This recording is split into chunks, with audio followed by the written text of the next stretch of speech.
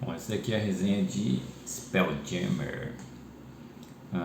Spelljammer, ele é um cenário, tá? Mas não só um cenário. Vamos deixar claro aí, ó. Em primeira edição a gente tinha o Man of the Plains e ele era um acessório explicando a cosmologia, né? Quando a gente chega em segunda edição, Spelljammer é um dos primeiros cenários a serem lançados, se eu não me engano. Ele, tirando aí, ó, eu não lembro quando saiu o Forgotten, né, os clássicos, ele saiu bem cedo, ele saiu muito antes de Planescape. Então você não tinha uma revisão da cosmologia em segunda edição, porque não saiu um outro Man of the Planes, né? E o Planescape, que seria esse novo Man of the Planes, lançado como campanha, né? Uma ideia muito louca e tal, mas funcionou. Os jogadores gostaram, eu acho. Pelo menos todo mundo que eu conheço. Não, todo mundo não, vai.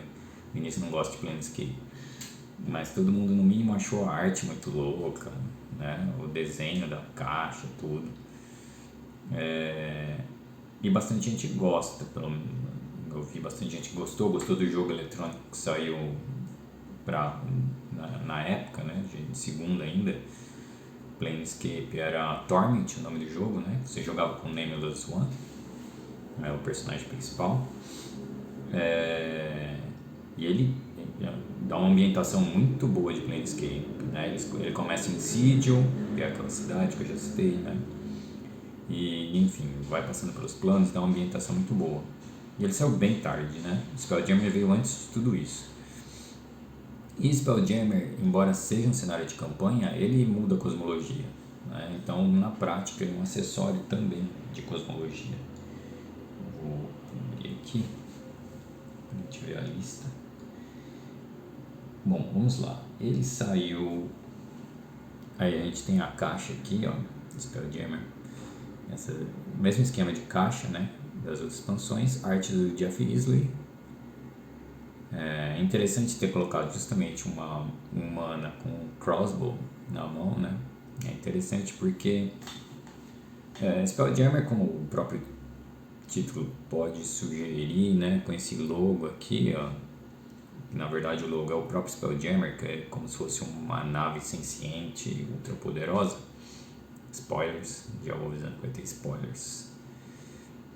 Então esse é o logo do Spelljammer, a nave mesmo, e né, as letras.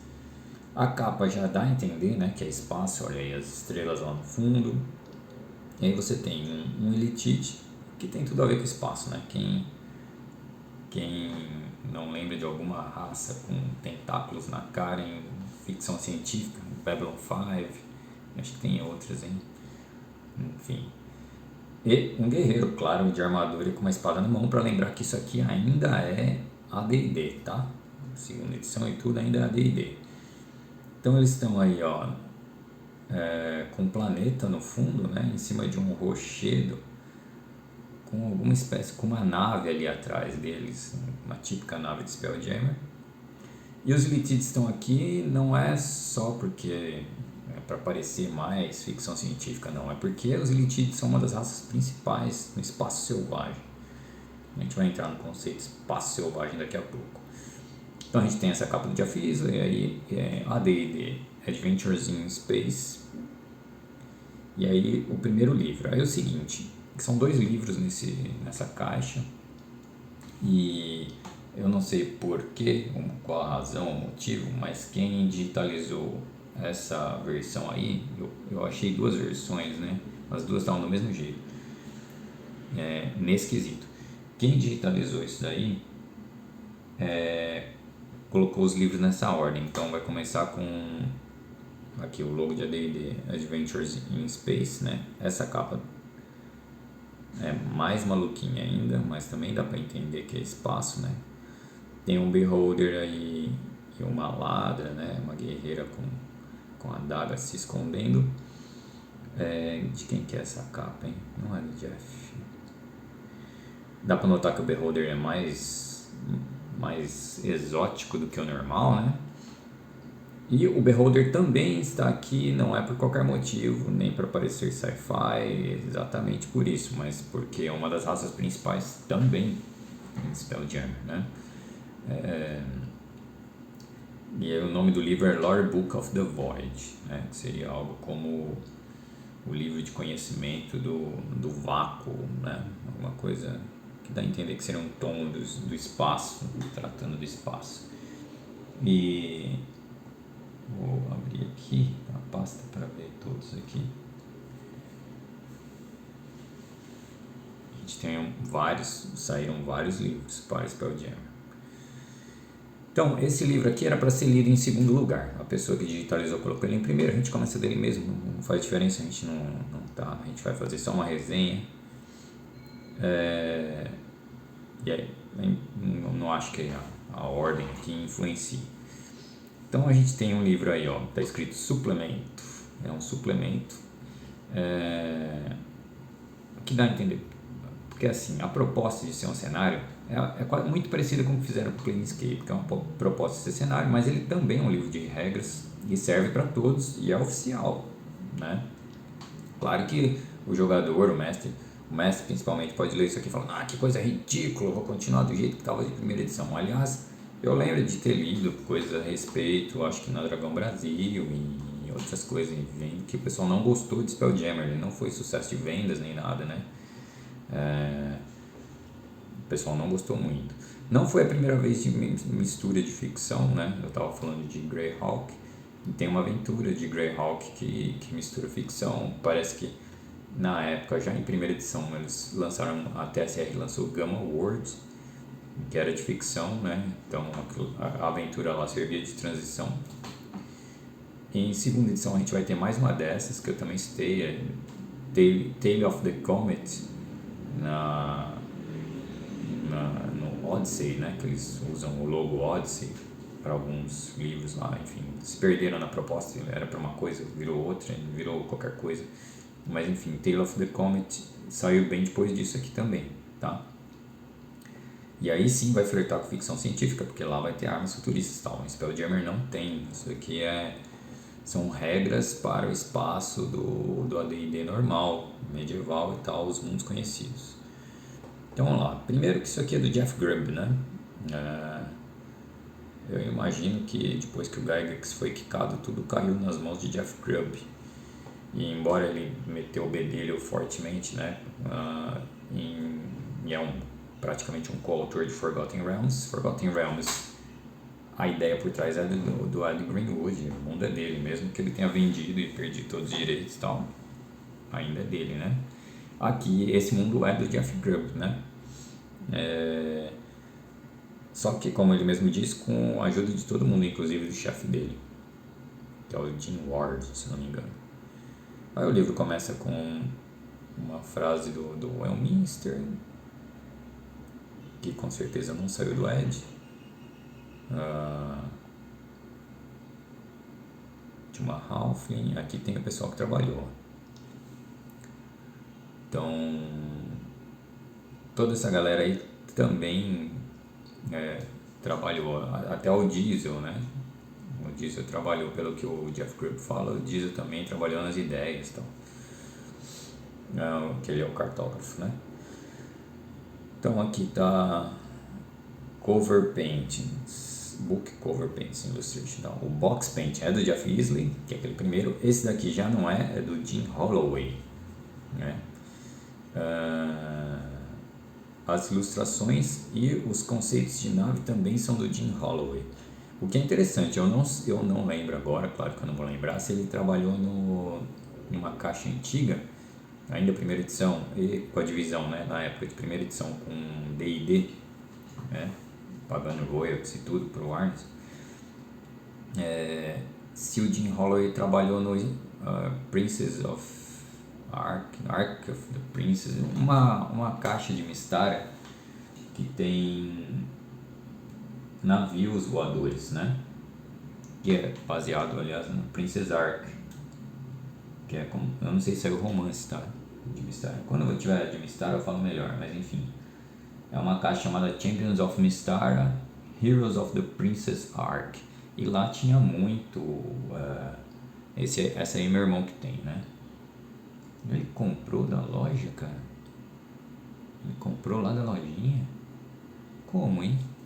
Se eu não peguei de pagamento, ele comprou na raça, porque era caro isso aí, cara. Na época eu não lembro dele estar trabalhando, agora tem dúvida, mas enfim. E lá tem muitos desenhos, muito legais, aliás, dos navios voadores que tem em Mystara, né? E a pegada da arte é muito parecida com essa daqui. Eu não sei se é coincidência ou se foi o mesmo, se foi o Jim Holloway. Então vamos lá, a gente entra aqui, ó. Ele vai falar, né, de onde surgiu a ideia, etc. Steve Winter, não sei o que, Jim Holloway. Começou a brincar com tipos de naves e tal. 1989 esse livro, ele é muito velho, assim, comparado com outros aí de segunda edição, né? Foi uma das primeiras coisas que saiu, que dá para notar pela diagramação, que era mais rústica, né? Já é bonitinha e tal, não tem aquela tosquice que existe nos primeiros de primeira edição, mas dá para notar que é mais pobre que muitos livros. Planescape nem conta, né? Planescape está anos-luz na frente na arte interna. Bom, este livro aqui, o capítulo 1 é Campanhas no Espaço, e aí ele vai falar sobre esse tipo de campanha, aventuras, vida nos outros planetas, né? Vai dar um monte de dicas sobre monstro, ambientação, dica para regra, né? Essa regra é controversa, tá? A gente vai ver. Uma das coisas que eu não gostei são essas regras jogadas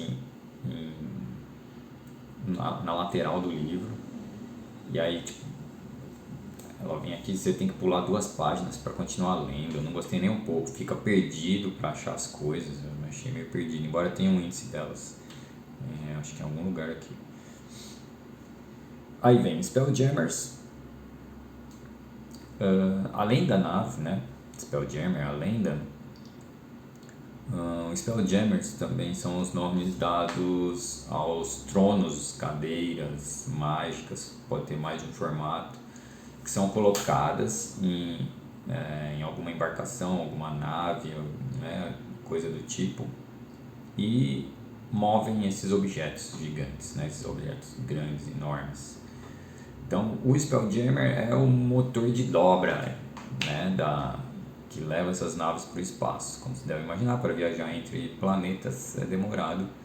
Por mais loucura que colocaram nesse livro aqui, uma certa base ainda existe que diz de distância entre planetas baseado no nosso sistema solar, né? E aí você viaja a velocidades absurdas aqui, absurdas. Depois as regras são bem bagunçadas. Você tem diferentes taxas de movimentação de acordo com o nível e o tipo de Helm, que são esses Spelljammers que ele usa, né? E essa taxa toda é para movimentação tática de batalha e em planeta. Quando chega na viagem interplanetária, todos têm a mesma velocidade, tá? Que é uma velocidade meio bizarra, isso aí a gente vai ver.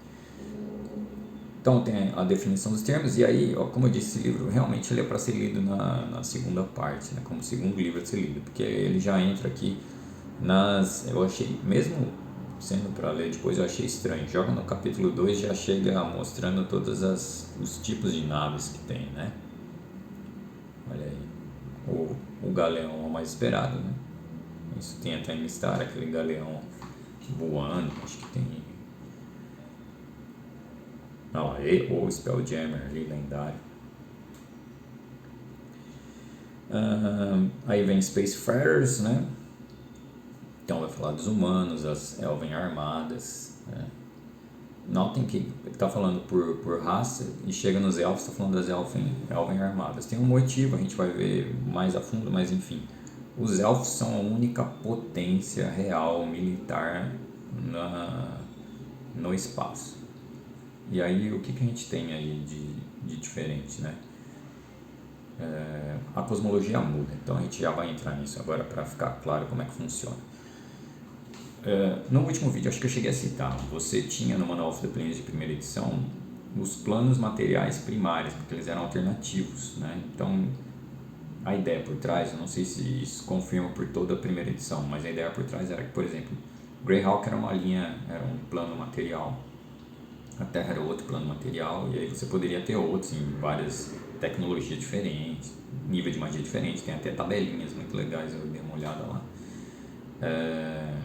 Enfim, não era um plano material só, né? Você tinha o externo, o interno, normal, transição astral, etéreo, e um material com alternativos, planos materiais alternativos. Quando chega aqui o Spelljammer, ele quebra isso, o plano material vira um só. E aí os diversos mundos, eles estão todos no mesmo plano material. Só que, pelo menos a ideia é todos, mas eu até citei as esferas, né? Esferas de cristal, em outra resenha, porque eu falei no meu, a ideia é que seja um universo do tamanho do nosso e a esfera seja desse tamanho. E pode estar isolada no Phlogiston, não faz diferença. Só que os mundos de AD&D são muito melhores, segundo essa concepção aí, né? Então, uma esfera de cristal, ela vai abordar só o sistema solar, ela vai circundar o sistema solar. Os sistemas solares dos mundos principais são parecidos com o nosso, né? Normalmente tem um Sol e os planetas ao redor. A única diferença é que a esfera de cristal de Greyhawk, né? Onde está Orth, o planeta de Greyhawk, ela não é heliocêntrica, né? Então, é uma coisa que acho que já vinha da descrição de Greyhawk, em que o Sol gira ao redor, né, de Orth, e gira na quarta órbita, se eu não me engano. As duas órbitas mais próximas, primeira e segunda, terceira órbita vai girar o Sol lá. A primeira e a segunda são as duas luas de Greyhawk, né? Nós temos as luas na resenha de Greyhawk. E tudo isso gira ao redor de Greyhawk, é a única exceção. Ela está dentro de uma esfera de cristal, assim como os outros mundos. E aí existem correntes no Phlogiston, rios no Phlogiston, que é um mar infinito de éter multicolorido inflamável, né? Altamente inflamável, e que forma essas correntes entre essas esferas conhecidas, né? As três principais que eles citam, que é a de Toril, a de Orth e a de Kryn. Entre essas três você tem um fluxo, então é muito rápido, entre aspas, viajar com esses navios, essas naves entre essas esferas, levam semanas. Mas se você sai dessa corrente, fica impossível viajar, o tempo é impossível. Então não existem só esses rios ligando esses três. Tanto que eles explicam, você não vai direto de Toril para Kryn, né? Não tem um rio, você tem que desses rios, dessas correntes, vai para Greyhawk e de lá você vai para Kryn. E aí é esperado que você tenha várias outras indo para outros, né? Então, oficial lançado, como Spelljammer não fez sucesso e mesmo assim saiu bastante livro até, mas eles pararam ali em lançar um. Então você tem os acessórios, depois saíram um acessório de Grey Space, né? Green Space, que são acessórios, e Realm Space, tem 3, e você tem The Astromundi Cluster, que na prática, se você for ver, né, na prática é um novo cenário de campanha, porque você tem os cenários clássicos, esses 3 lançados com livros próprios, e o Astromundi, como saiu por Spelljammer, saiu com um livro só, mas enfim, na prática ele é outro cenário de campanha, porque na cosmologia ele é idêntico a Toril e tal, assim, tem a própria esfera. E é esperado que os mestres criem vários cenários de campanha entre aspas, vários cenários de campanha, porque ele vai fazer várias esferas de cristal, tem até tabelas para você gerar aleatoriamente, tá? Então você tem aí mais alguns acessórios que saíram, né? Practical Planetology, Lost Ships, Legend of Spelljammer, Space Lairs, que também é aventura. E aí tem as aventuras, tem Wild Space, Spelljammer School e Crossbow em uma sequência, na outra sequência Goblins Return, Heart of the Aim, e outra aventura separada, Crystal Spheres. Eu mestrei Wild Space, e eu não mestrei uma campanha exatamente de Spelljammer, né? Eu mestrei essa aventura no meu cenário, mas assim, no meu cenário principal é um que eu ainda nem vou publicar agora, ele está em folhas de caderno. Nesse cenário, a principal saga ali é uma busca pelos fragmentos de uma tabuleta sagrada que foi espalhado pelo multiverso, pelo menos é o que eles acham. Então, assim, é o que eles chegaram à conclusão, né, ouvindo lendas e tal. Então, os jogadores muitas vezes estão indo de mundo para mundo, e aí é uma mistura, porque eu uso toda a cosmologia de AD&D, então é meio Planescape, né? Viagem planar. E aí eles estão buscando esses fragmentos, eles acabam indo para vários mundos, vários cenários de campanha, né? Eles já estiveram em Kryn, derrotaram o Cinder lá, eu traduzindo o Cinder de Fifth Age, né? Saga para a segunda edição. Já estiveram em outro cenário, eles estiveram Não, agora eu me confundi, acho que não tiveram lá não, foi uma outra campanha. Eles estiveram em outros mundos. Um outro mundo meu, que também não publiquei, só tem em blog. Vou deixar o link do blog.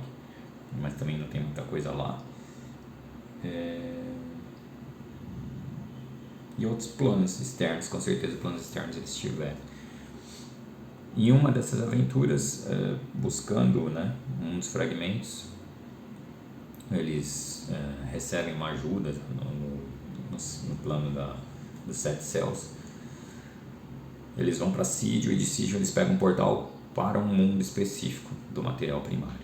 Esse mundo eu usei como base para colocar a Rock of Brawl, né, a Pedra de Brawl, que é como se fosse uma cidade, né, desse cenário específico de Spelljammer, em que eles sugerem que pode estar em qualquer esfera de cristal que você usa como base. Então é um conceito diferente. Eles criaram essa cidade, ela é praticamente o core de Spelljammer, mas ela pode estar em qualquer uma dessas aí. E aí cada mestre que escolher uma, você está criando realidades alternativas, né? Como é esperado, né? Enfim. E eu coloquei nesse mundo específico e eles só que a aventura não sei, acho que eles nem passaram por lá porque a aventura não envolve essa aventura. Eles estão no mundo de um NPC que eles conheceram, um Fremling, que vira aliado deles por um tempo, esse Fremling, o Comic Relief da turma. Sendo NPC prankster, é meio chato até, né, imagino, mas até que ele pegava leve, ele era só meio chato. E esse NPC fala que viu esse pedaço de fragmento, né, que eles estão buscando no mundo deles, e eles vão pra lá, eles conhecem um outro NPC que se une a eles também, meio brigão. É um NPC que eu fiz que tinha alguma força extraordinária, usava 2 clavas, ligeiramente inspirado no personagem do romance daquele samurai japonês. Caramba, minha memória foi pro saco, hein? Enfim, o mais famoso de todos. Qual que é o nome do... Tá aqui, pô. Não vou deixar escapar essa não. Esse romance eu tenho Musashi. Era muito legal, não gostei do final, mas é muito legal esse romance. 2 volumes, grande. Tem um personagem lá que usa 2 clavas e tal. Ele é um pouquinho inspirado nele, só nisso, né? Ele é especialista em clavos, usa 2 clavas e tal. Enfim, eles encontram esses NPCs, mas a aventura começa com essa aventura pronta, tá? Eu resolvi mestrar essa aventura pronta de Spelljammer, que é a Wild Space, certo?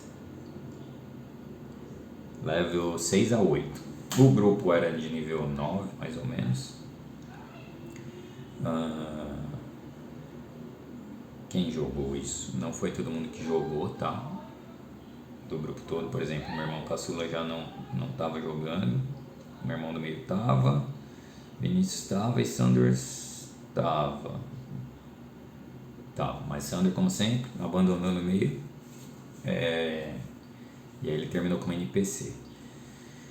Foi uma aventura muito difícil, poderia fazer uma resenha sobre ela separada, mas não vale a pena. Assim, foi uma aventura muito difícil. É a aventura que eles sugerem como entrada, né, para Spelljammer, caso você não comece já direto no espaço. Caso você queira pegar um grupo tipo Ravenloft, né, você pega um grupo pronto e arrasta para sua campanha.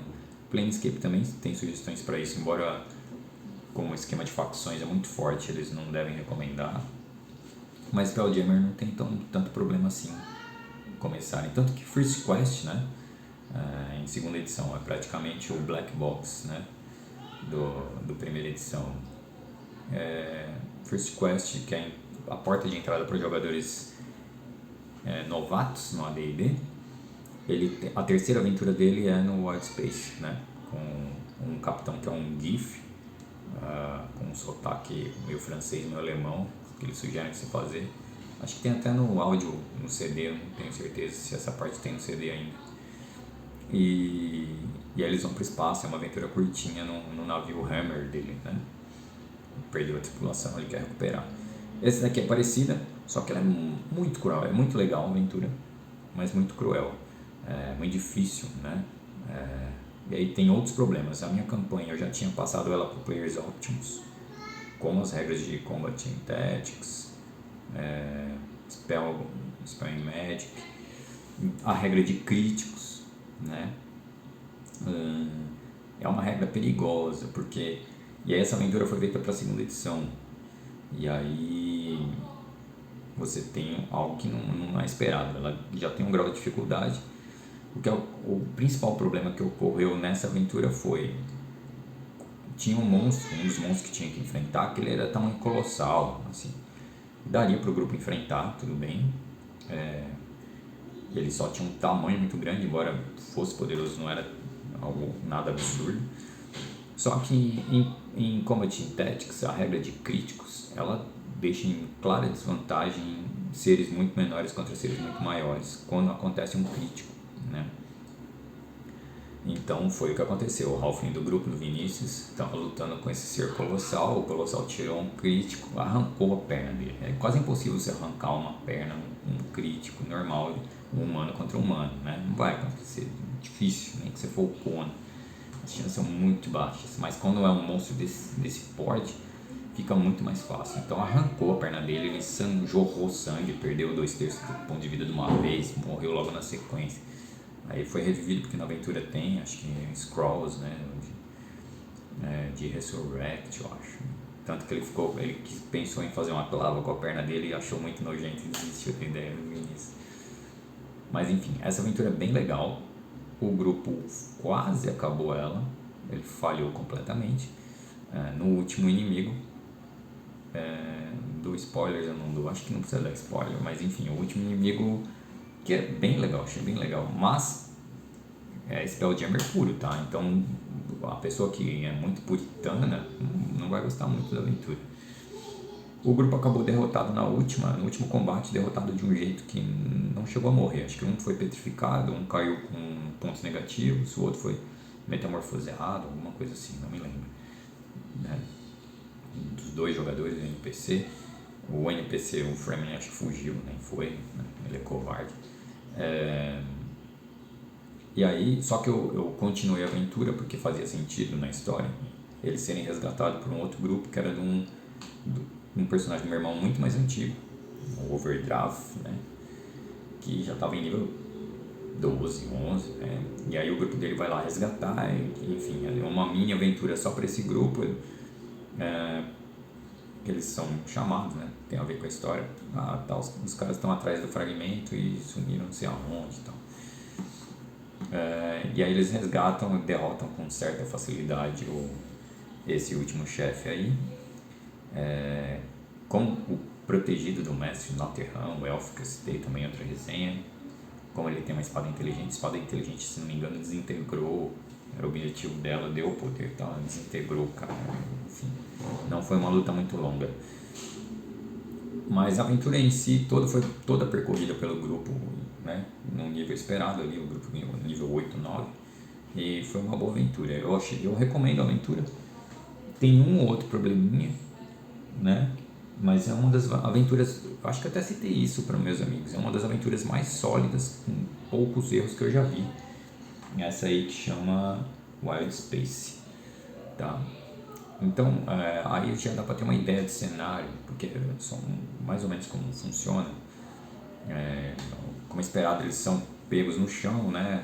O capitão chega, fala com eles e tal, são levados para essa aventura em outro lugar. a aventura envolve algum combate, né, no Wild Space e envolve as raças, uma das raças principais aí, que aparece no Wild Space, né, aí em Spelljammer. Enfim, tem toda a ambientação, embora não seja só sobre combate, né, entre navios, naves, etc. Dá pra pegar bem como que é, eu recomendo como porta de entrada. E aí, por que tudo isso? Porque eu usei as Elvens Armadas no final, né? Eles vão lá, tipo, eles estão meio que patrulhando, eles metem o bedelho onde eles não são chamados, né? Tem isso aí, ocorre algumas vezes, e aí eles vão lá e tal. E eles acabam ajudando um pouco, né? São personagens que nem estão acostumados com o espaço selvagem, então eles acabam ajudando. E eu mestrei mais uma ou duas aventuras nessa linha, até eu chegar no meu próprio cenário com eles perderem esse navio e irem para uma aventura que eu me baseei em Master of Orion, pra você ter uma ideia de como eu saí da linha. Então deu para perceber que eu não sou tão puritano assim, né? No AD&D eu tenho uma tendência a não ligar muito para regra e fixar ali, não vejo por que ficar mudando regra se tem pronto, mas eu também não ligo de pegar aventuras estranhas que a gente pode torcer o nariz. E aí, sobre essas Elvens Armadas, eles são um único povo organizado o suficiente, que eles lembram uma espécie de vulcanos, só que mais atrevidos, né, de Star Trek. Então, eles estão há algum tempo no espaço já, né, e eles venceram uma guerra milênios atrás, um milênio, eu acho, contra os humanoides, destruindo quase toda a frota humanoide, que é a história principal por trás do Spelljammer, né. Então, eles vão falar sobre as raças e tal. Então, as principais realmente são humanos, elfos, anões, o Homem-Lagarto. Eu esqueci de ver quando que saiu o Humanoid Handbook. É um suplemento velho, né? O Humanoid Handbook. Ele tá aqui, ó. The Complete Book of Humanoids. Porque esse monstro ele tá lá, né? E aí ele tá aqui também. E eu acho que tem alguma divergência, não tenho certeza se essa divergência existe. Eu tô com uma versão que é provavelmente mais nova. Então, tá aqui. 93. Pode ser que não foi esse ano, porque essa versão tá com a capa nova, né? Pode ser que não, mas eu acho que, como eu disse, Spelljammer foi uma das primeiras coisas que saiu. Eu acho que saiu antes do Humanoids e o Lizardman saiu aqui. Então deve ter alguma divergência do Lizardman daqui com o do Humanoids. Mas enfim, os Lizardmen estão aqui, eles são mais avançados, né? Eles não são os bárbaros. Aí tem uma teoria de que por estar mais próximo do Sol, ter mais acesso à luz solar, eles se desenvolveram mais, tem uma hipótese, né?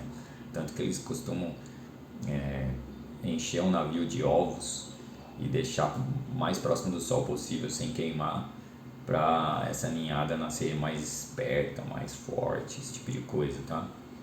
E aí os Neogi começam a raptar essas naves e eles começam a armá-las, né?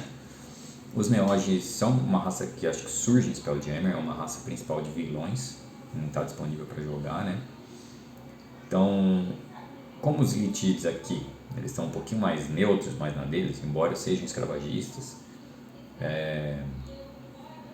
e por exemplo, os Beholder, que são outra raça principal, eles são uma raça vilanesca, mas eles estão preocupados nas nações em destruir umas às outras para manter a pureza da raça. Eles praticamente não são inimigos dos outros, né?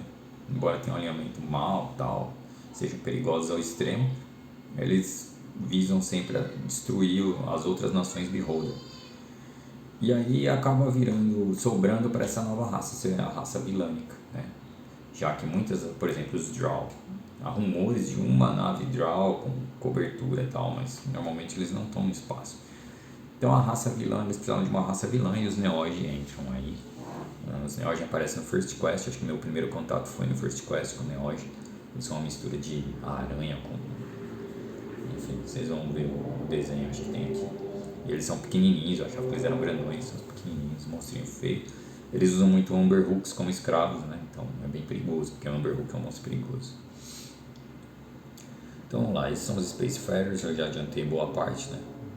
Eles falam sobre Star Beast. Star Beast tem a ver com a ideia da cosmologia que eles usam, porque assim, fica claro, a própria ideia de esferas de cristal ao redor do sistema solar, das estrelas serem luzes no firmamento, então elas podem ser várias coisas na esfera de cristal, podem ser portais, podem ser só estrelas grudadas na parede, né, da esfera, podem ser pontos luminosos, enfim, mas elas seguem essa linha aí. E várias dessas coisas tem na filosofia antiga, né? Eu até esqueci o nome de um dos filósofos tal. Então você tem essas coisas na filosofia antiga, né? Eles resgataram muita coisa para colocar. Então você vai ter também mundos que são carregados por Star Beasts. Então uma ideia de que um gigante carrega o mundo nas costas, o gigante vai ser um Star Beast. A ideia do mundo numa plataforma em cima de elefante, o elefante vai ser um Star Beast, tá? São criaturas praticamente indestrutíveis, nenhum personagem com uma espada mais 5 vai bater uma Star Beast e derrubar ela. Os pontos de vida curam instantaneamente, e ela vai tacando magias de morte em quem fica perturbar. Ela vai até ignorar esses seres, só vai ignorar alguém, no mínimo gargantuo, né? E aí tem os monstros, então entre o Drakon lembra uns monstros de World of Warcraft, né? Eu não sei o que saiu antes, isso aqui ou World of Warcraft. Isso aqui com certeza saiu antes de World of Warcraft, não sei se saiu antes que Warcraft 3, não sei também se tinha isso, mas enfim, em World of Warcraft você tem aqueles humanoides de dragão com um corpo de dragão e um torso de um humanoide, seria tipo um centauro dragão, né? É o Drakon aqui. O Gith é uma das raças principais, mas assim, é bem secundária, né? Os Neogi aqui entra. Então eles não são como jogadores aqui, né? Eu falei sobre a besta na capa, os Neogi, os Gith ignoram isso, eles usam pistola, tá? Então você tem arcabuz e tem pistola, normal, D&D. A pistola é inserida aqui, né? O arcabuz tem nas regras básicas. Só que como você tem, e tem até um bombard, né? Você tem um navio, né? Você tem esses navios, então você vai poder ter balestras, né? Armas de navio um contra o outro, e você tem até o bombard, que seria um canhão, né? E com pólvora e tal. Só que, como eu falei, o phlogiston ele é inflamável, então como é comum ter uma viagem entre esferas, o pessoal costuma evitar isso, porque eles precisam proteger essa pólvora, né? Smoke Powder, que é item mágico, aqui é presumido que seja a pólvora do tipo item mágico, tá? Acho que é a única que funciona em Forgotten. Gunpowder normal não funciona em Forgotten. Tem até um vídeo recente do Ed Greenwood. Em Earth, nem Smoke Powder funciona em Earth, né? Então essa regra varia. E aí, por causa dessas regras que às vezes Deus coloca, tal, de não funcionar pólvora em alguns mundos, e do phlogiston ser inflamável, se tiver um combate no phlogiston, você toma um acerto crítico, tem uma chance de X de explodir toda a pólvora que está no seu navio, e aí vai pro seu navio junto, provavelmente com dano. Por causa disso não é comum, daí a moça tá com a besta ali. Então existe, é o máximo de tecnologia que vai ter, né? Pistolas e arcabuz e bombard, né, o canhão. Isso depois vai ter em Players Options, né, como eu disse em outro desenho. Mas aqui, muito longe de Players Options, só tinha essas opções, a pistola, o arcabuz e o bombard. Embora Forgotten logo em seguida tinha saído o musket, se não me engano, né. Só que em Spelljammer é pouquíssimo usado, porque o pessoal sabe do risco e da chance de não funcionar. Então quem tiver isso vai ter como arma secundária provavelmente, e vai querer notar onde pode usar, e vai tentar evitar muito viagens para o phlogiston, que limita bastante, né? Ou tentar evitar combates no phlogiston no mínimo. E aí, porque eu tô falando isso? Por causa do GIF. Os GIFs usam, não querem saber, chance de dar chabu, eles adoram o som da explosão e tal. E eles usam mesmo. Lá no First Quest o capitão tinha uma pistola.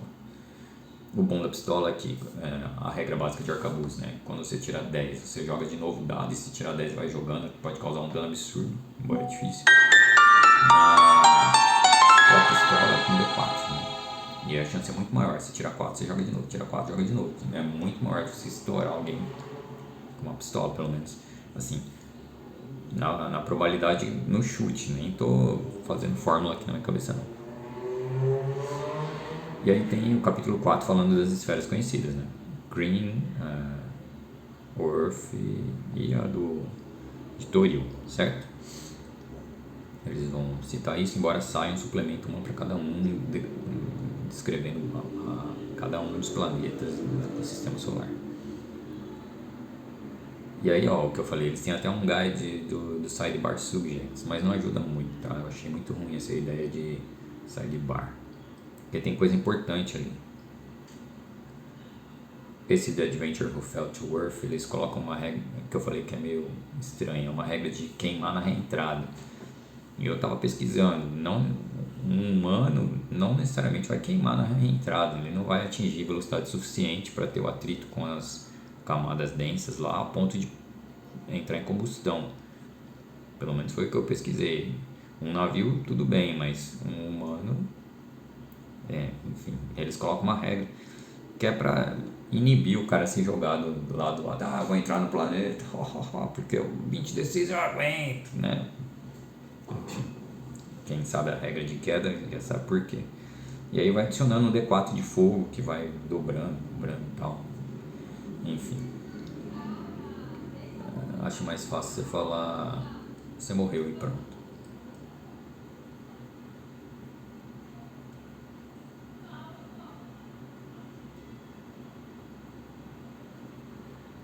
Aqui, o outro livro é o Concordance of Arcane Space, que a gente vai ver daqui a pouco.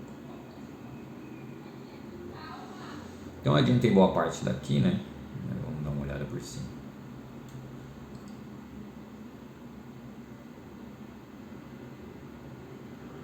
Aqui está dando dicas, né? De como você encontra um Helm para ir para o espaço.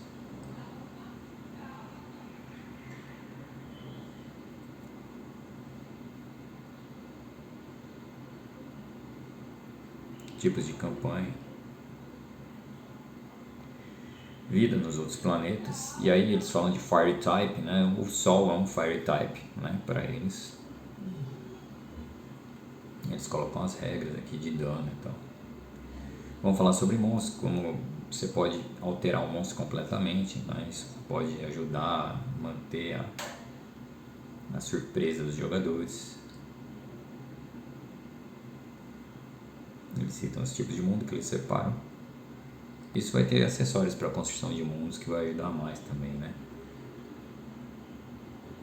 Aqui eles descrevem no sidebar, como eu disse, eu não gosto de sidebars, mas eles estão descrevendo como que funciona, né? Pilotar. Então, como que funciona esse Helm, né? Que é o item mágico que move. Então, se você colocar isso num galeão normal, ele vai sair voando para o espaço.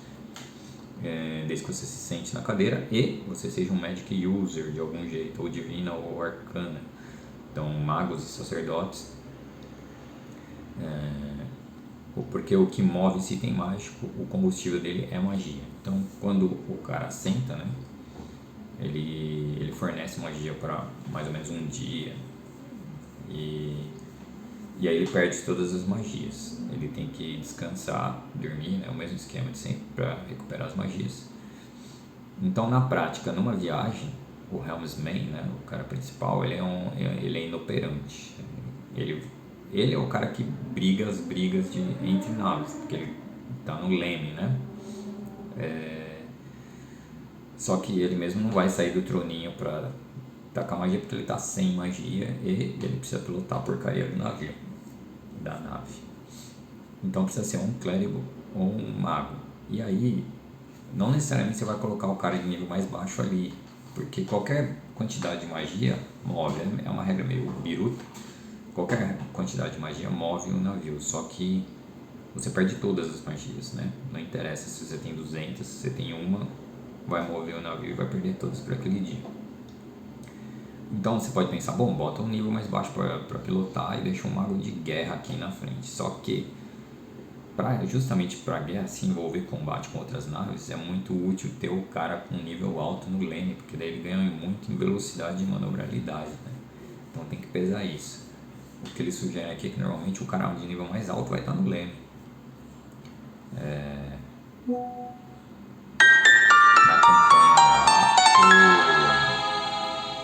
Na campanha que eu mestrei, acho que eles revezavam ali entre colocar o Fremen. Não sei se o Fremen pilotou uma vez, porque ele era um mago medíocre, né? Ridículo. Aí tem um monte de sugestão, né? De alterações. Aí falam sobre as naves, né? Então se você colocar esse leme num castelo, o castelo pode desmanchar, tem vários riscos, né? Porque ele não foi feito para aquela gravidade. Então vai entrar nas regras do Wild Space. O Wild Space, o que é? Nada mais é do que o espaço mágico. O espaço entre os planetas não é igual ao nosso, né? É um espaço mágico. As regras não são as mesmas da física que as nossas. Então, um navio que sai para o espaço, ele tem um centro de gravidade próprio, assim que ele deixa a gravidade do planeta.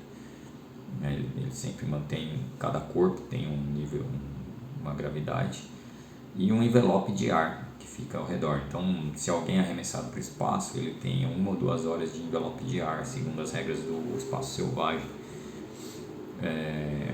E um barco tem um envelope de ar muito maior, ele precisa renovar de X em X tempo esse ar, né? Eu não lembro exatamente, eu lembro que se você entrar em contato com um planeta, por exemplo, a troca de gás, você renova o ar.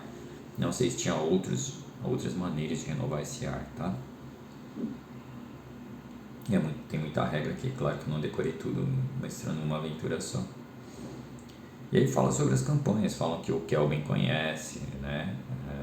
O Elminster conhece, mas Shadow dele não tem esse contato, o Waterdeep tem algum contato.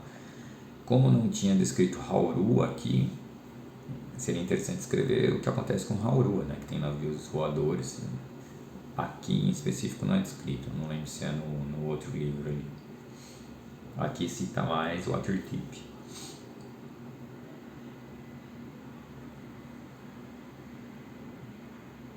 Daí falam porque navios no espaço, né? E aqui vem as regras. Então, as regras de combate achei até que legal. Não sei se isso é aproveitado muito lá na frente em Birthright, nos livros de navio e guerra entre navios de Birthright. Não lembro nem se tem regras desse tipo em outro lugar. E eu não comparei para ver se está parecido ou não. Mas tem as regras próprias, eu testei, funcionou bem o combate. Às vezes pode ser um pouco confuso, mas funciona bem. Tem um número de hull points, né? A tonelagem do navio. Aí tem regras para o crew, né? Para a tripulação. Se ela é verde, se ela ganha experiência, em um mês ela sobe de nível e tal.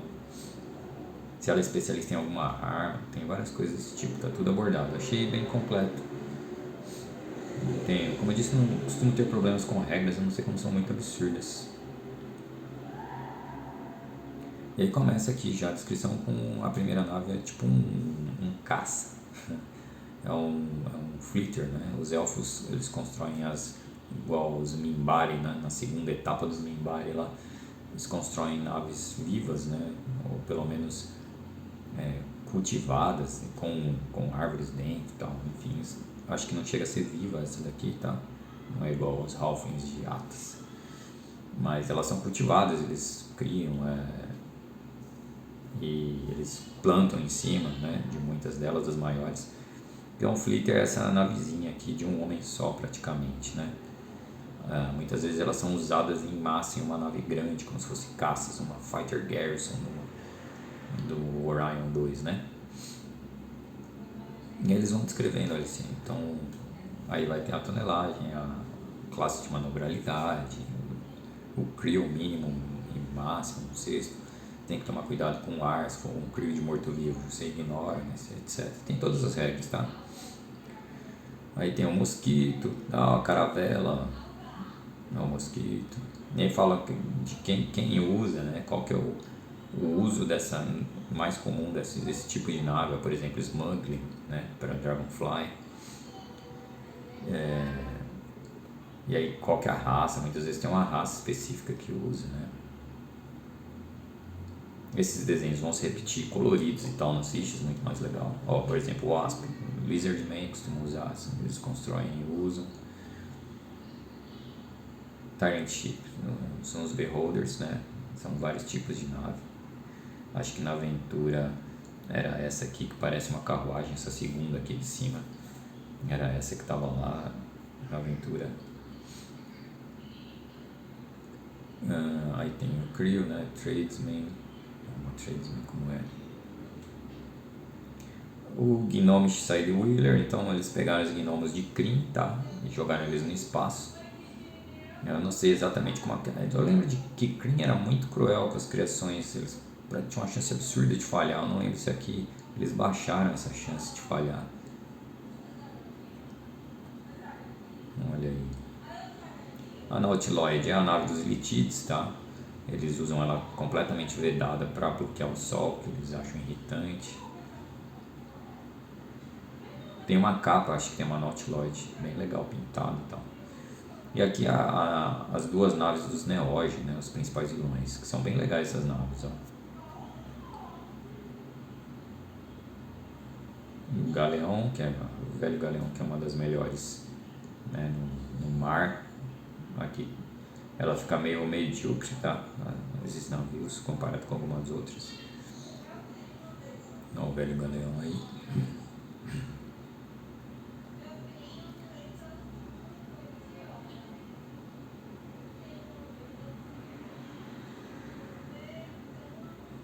Tem as armas, né? Alternate Power. Então eles falam os helms que eles usam, né? As de Beholder usam um tipo de helm normalmente diferente. Acho que os Neoge, não sei se eles criam Life Jammer em conjunto, mas enfim, basicamente quem domina a tecnologia mágica dos Spelljammers, né? Das helms, são a raça dos Arcanes. Eu não sei se eles entraram no lore de D&D a primeira vez aqui, Spelljammer. Talvez sim, tá?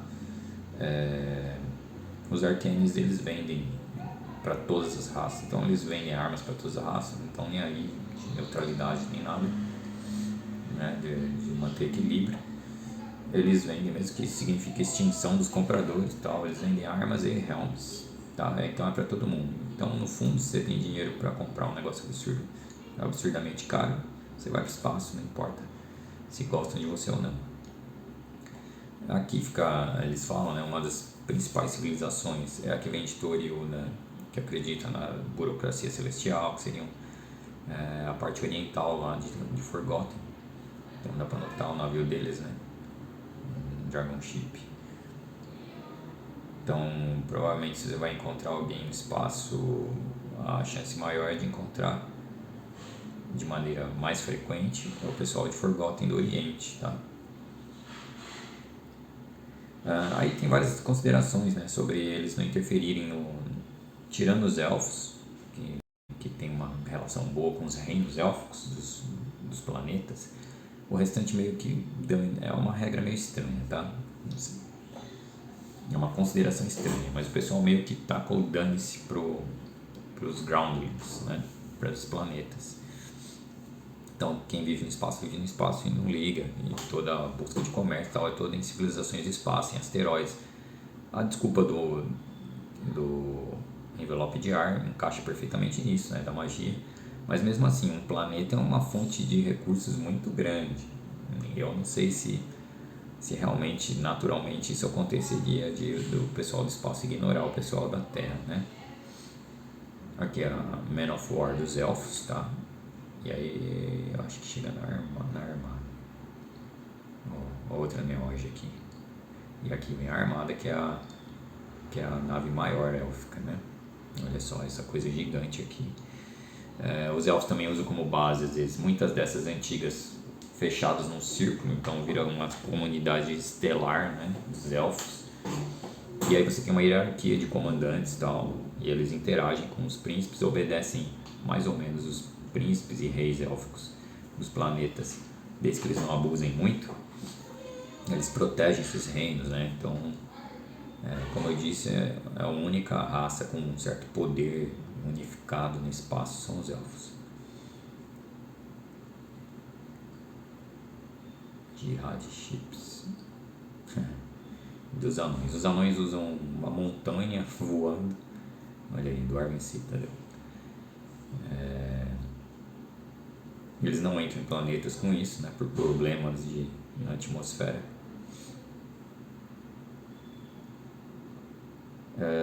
E aí você tem as regras, né? Vai ter regras sobre religião, porque você perde magia divina se você entra numa esfera onde a divindade do que você acredita, né, seu sacerdote, não tem representantes, não tem uma hierarquia formal de sacerdotes, né? Eles não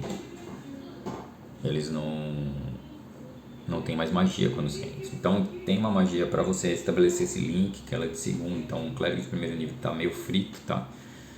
Mas você não perde as magias de primeiro nível, né? Acho que até primeiro e segundo nível você consegue receber essas magias.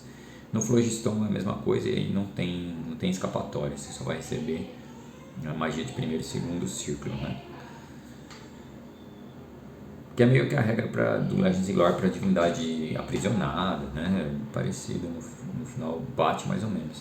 Olha o que eu falei aqui dos Helms, né? Os Minor Helms são de poder menor. Você vai ter aqui, ó, o nível do cara, então o mago nível 20 vai ter um SR6, né?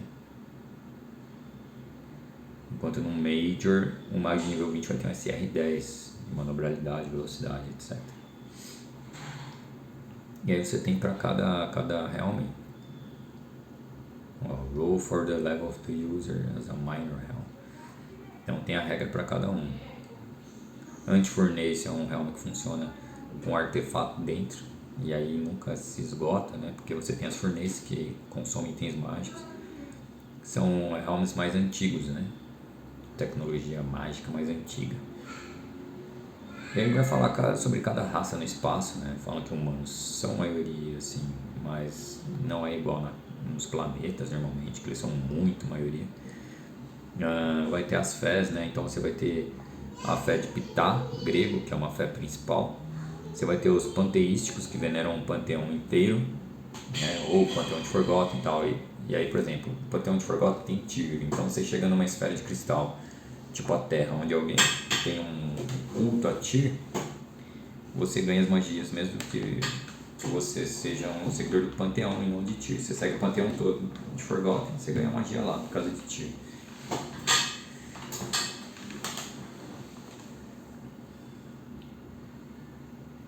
E aí fala sobre as irmandades militares, né, do espaço. Então a Companhia do Cálice, que é de paladinos, né? Mas não só paladinos. A Ordem do Pensamento, Longfangs. Então tem algumas que são de vilões, né? Praticamente vilões.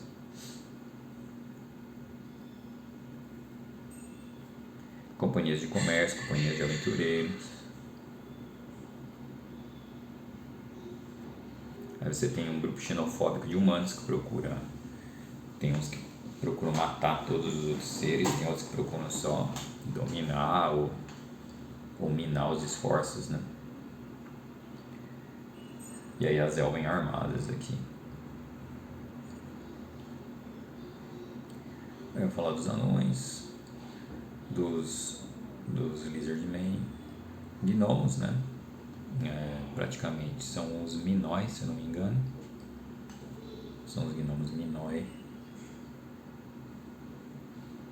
Aqui tá falando na sidebar do dano lá, de fogo.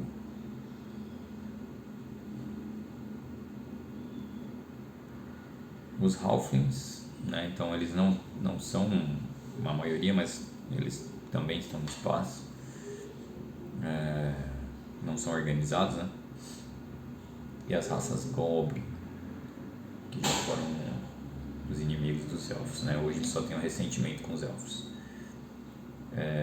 Aí fala sobre seres extraplanares. Você vai... Fala que é muito difícil, que eles têm... Não se sabe porquê, se eles têm uma conexão com a massa dos planetas, que é mais fácil para eles estar nos planetas, eles não estão no espaço, mas nada é proibido, né? Então você poderia realmente achar demônios no espaço, embora seja muito raro, eles deixam que eles são exceções, né? Fala dos gigantes, os problemas do ar que eles vão consumir, mas que existem um ou outro gigante, né? Muitas vezes escravos. E entram nos Mind Flayers aqui, nos Elitids. Vão explicar que eles são muito mais neutros, né? E aí sobre Dragon, só tem uma espécie de dragão que viaja pelo espaço. Centauros são encontrados e Undead são encontrados, né? Eles falam os tipos, né, de Undeads. Os esqueletos foram até usados como uma espécie de minas na guerra contra os goblinoides, né? Então você deixava um campo minado de esqueletos, quando se aproximavam um navio, os esqueletos atacavam. E aí explica qual que é mais fácil de encontrar, né? Você vai encontrar às vezes navio de zumbis, espectros, você tem muito mais chance. Múmia, né? Aí falam aqui, o Wraith, Shadow e Ghost é muito mais difícil. E aí explica também o que acontece no Phlogiston, né? Fala sobre vampiro, aí fala o efeito do sol no espaço, né, em vampiros. Então, se ele se cobrir inteiro, até me deu a ideia, pô, o cara vai usar um traje de astronauta, vão ficar perguntando de onde veio esse traje, mas vai ser um vampiro, deu uma ideia de aventura aí. Porque ele fica protegido simplesmente se conseguir proteger a pele, né, ele consegue não incinerar lá no espaço. Mas não são muito comuns, é difícil ter vampiro. Lich, né, é o ideal de se encontrar, assim, é o mais fácil de se encontrar. Eles citam que pode usar uma tecnologia mágica ultrapassada, e aí se descobrir um Helm, vai querer o Helm, né, dos players, já um plot. Tem uma limitação que eles não citam aí, é do Flactério. O Flactério vai ter que estar lá, né, do Lich.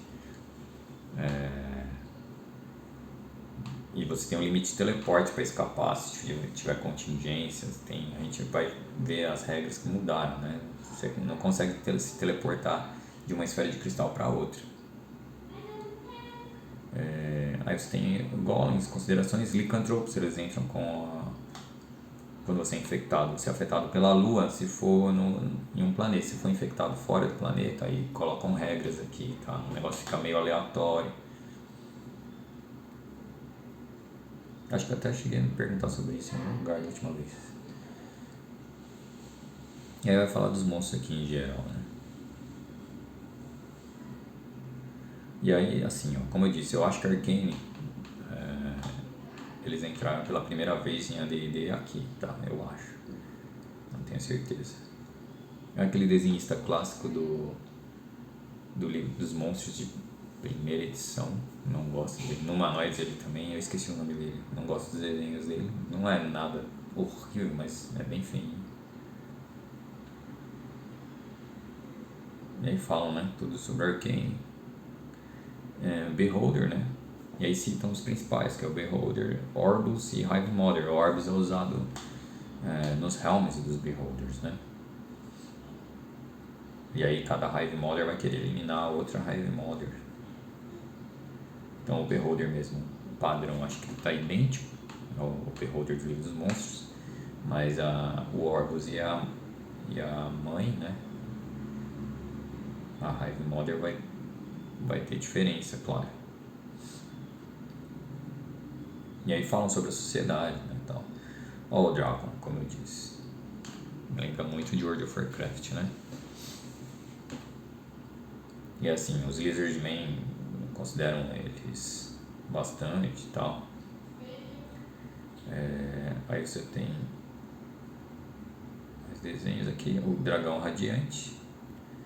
Assim, para um dragão enorme, né, muito maior que os dragões normais, eu achei ele meio, assim, a CA nem chega na CA de um dragão vermelho, que é um dragão das sombras, que é a melhor, né, tá bem abaixo a CA aí. Tudo bem que o sopro tá forte, né, o dano também tá razoavelmente forte. Enfim, eles são a única raça que viaja, né, no espaço. E tem uns monstros mais específicos aqui, ó. Não tem muitos, tá?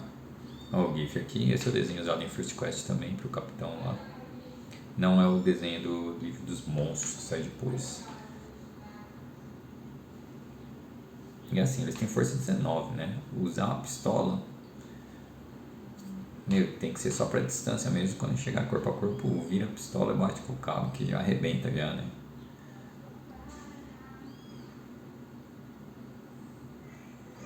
Aqui é mais completo, né? A descrição dos livros.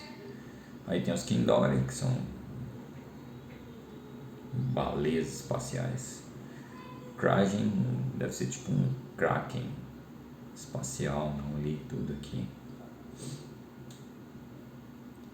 E os Neoid, né? Como eu disse, parece uma mistura de aranha com outro bicho aí.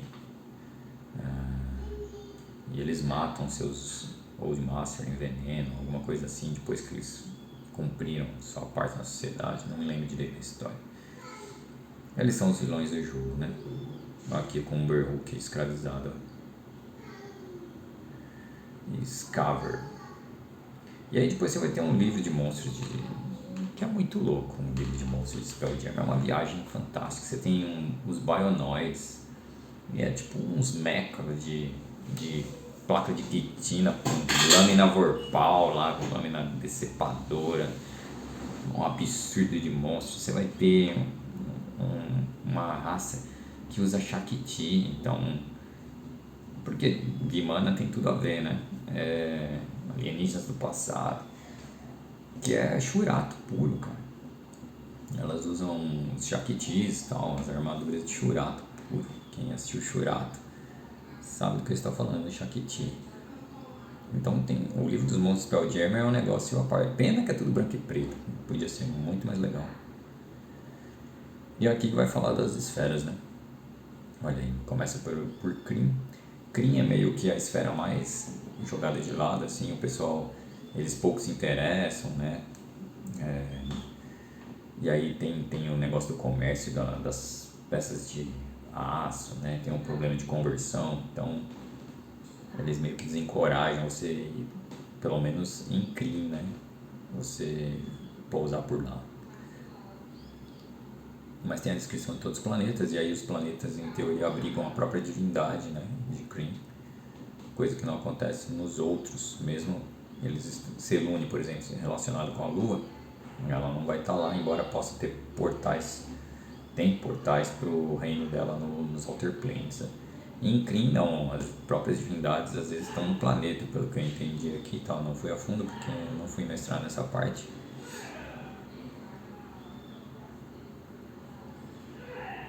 E aí entra esse daqui, né? Eles falam de Orth, falam que não é heliocêntrico e tal. E aí falam do Realm Space, né? Turil. Isso daqui é bem por cima, depois vai ter um acessório para cada um desses três. Claro, isso aqui saiu antes de Birthright, antes de Dark Sun. Então nem tinha aqui essas esferas de cristal. E aqui tem a ficha, né, para sua nave. E aí a gente entra no outro livro, que é a capa daquele rapaz que eu falei. Essa capa não tá tão legal quanto a do Beholder. A gente entra no Concordance of Arcane Space. Tem um provérbio em latim, ad astra per aspera.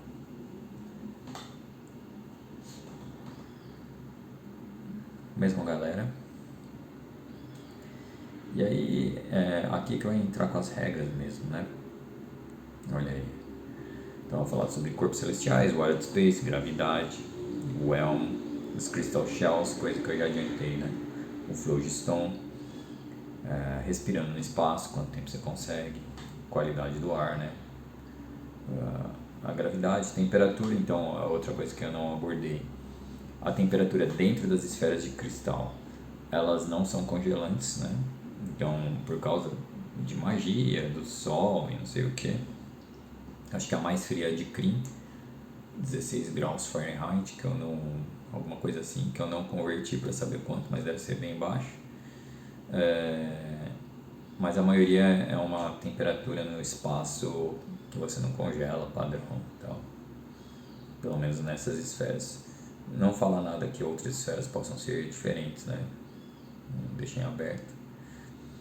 E aqui é o livro que vai falar das raças disponíveis, né? E os scores. E aí vai entrar nas regras de combate. Enfim. Ó, repare, eu lembro que custava meio caro, tá? Aquela aventura acabou, a nave acabou ficando com o grupo, né? E eles tiveram que reparar ela uma vez. E aí já viram o preço e já não gostaram muito de ficar com uma nave não. Mas no fim eles acabaram entregando a nave, né? Porque a nave foi capturada lá, ficou aquela raça de telepatas de Orion lá no final. Eles ficaram com a nave por uma curiosidade, né? Como é que um negócio de madeira está flutuando. E aí eles acabaram entrando no portal, foram parar em Forgotten Realms, terceira edição. Na verdade, uma aventura de terceira que eu converti. Um resto de aventura, porque o grupo de terceira falhou várias vezes naquela aventura. É uma aventura muito legal que saiu em trilogia e que ia culminar ali com a Netheril retornado, né? No final da aventura ali. Mas eles não passaram da primeira parte da aventura. O grupo de terceira. Terceira é muito difícil, tá? Se o grupo não for bem arrumadinho. É mais difícil que segunda, na minha opinião. Principalmente a aventura pronta. E o grupo tentou mais de uma vez, reformulado, foi morrendo, foi entrando no novo PC e morreu mais de uma vez. Enfim. Aí esse resto de aventura eu converti, o pessoal entrando nesse portal e o navio ficou. Acho que Hal dá graças de o navio ter ficado lá com as Elerianas. E aí você tem as mecânicas celestiais. E aí nos apêndices, né, vai entrar nos efeitos da magia no espaço, que é discutido, nos templos de viagem. E por fim, ó, o apêndice 4, The Rock of Brawl, que é praticamente Spelljammer é Rock of Brawl, né? É o único cenário real descrito, assim, pensado, como se fosse um Babylon 5, uma torre de Babylon 5 ali, né? Torre que eu digo é aquela estação diplomática da Terra de Babylon 5. É o Rock of Brawl, não no sentido diplomático, mas no fundo é parecido.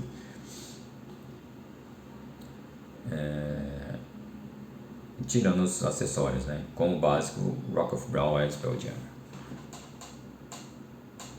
E aí, de novo, tem um guia para lateral, né? Então aqui vai falar, aqui que vai entrar, né? Ó, o envelope de ar, como é que funciona o plano de gravidade. Então, se você salta do lado do navio, você vai cair e vai voltar, cair, ou meio efeito ioiô, ó, centro de gravidade, né? E eles abordam bastante, tá? As regras são bem pensadas, assim, malucas, mas bem pensadas. Os caras exploram bastante coisa até, eu não achei muita coisa de falar, mas o que acontece? Tá bem descrito. Eles citam, né, como é que funciona o real, como é que o cara, ele vê tudo, mas ele sente, eu lembrei até, ele sente todo o navio como se fosse o corpo dele, assim, né? Lembrou meu primo quando a gente foi pro Oktoberfest. Aí ele veio com um papo, não, quando eu dirijo eu sinto como se o carro fosse extensão do meu corpo e tal. Eu fiz meio, tá bom, né?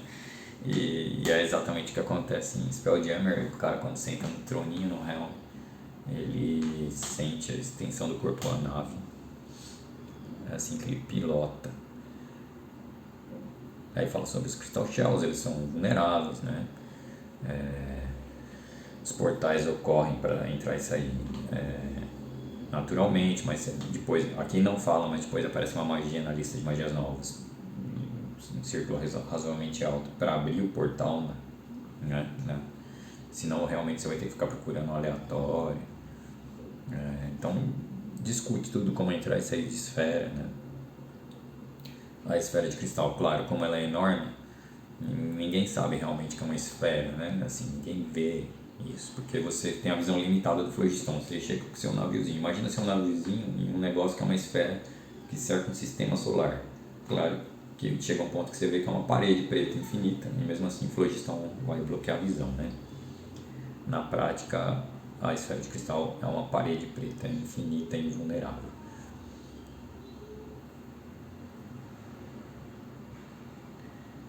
E aí fala do Phlogiston, né? O que acontece com o fogo, né?